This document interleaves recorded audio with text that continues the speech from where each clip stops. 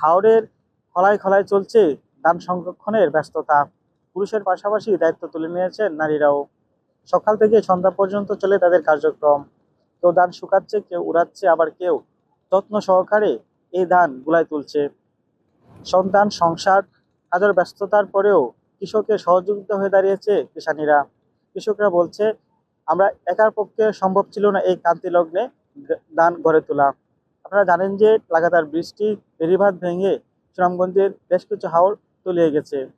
যে অবশিষ্ট ধান রয়েছে সেগুলো সংরক্ষণ করতে তারা ব্যস্ত সময় পার করছে। আবহাওয়া প্রতিকূলতা না থাকলে 2-1 ভিতরে সে ধান গড়ে তুলতে পারবে, এমনটাই জানিয়েছেন কৃষকেরা।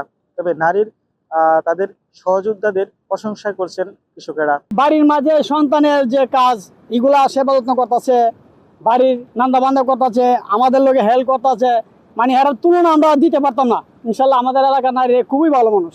নারীদের অবদানে আমরা যে খুশি হয়েছি, এলাকায় আমরা সবাই খুশি, সবাই সুখী।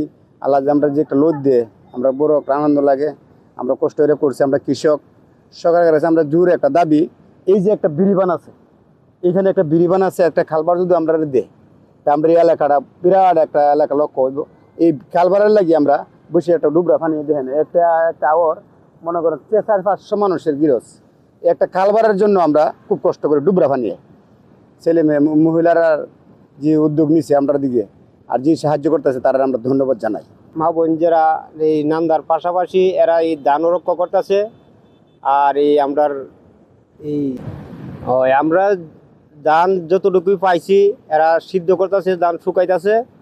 আর এই আমরা নান্দার পাশাপাশি তারা আমরা হেল্প করতে আছে। নারীদের এই কার্যক্রম আসলে প্রশংসার দাবি রাখে। তো দর্শক, কথা বলছিলাম সুনামগঞ্জের নান্দার হাওর থেকে আমি মামুন মুন্সি।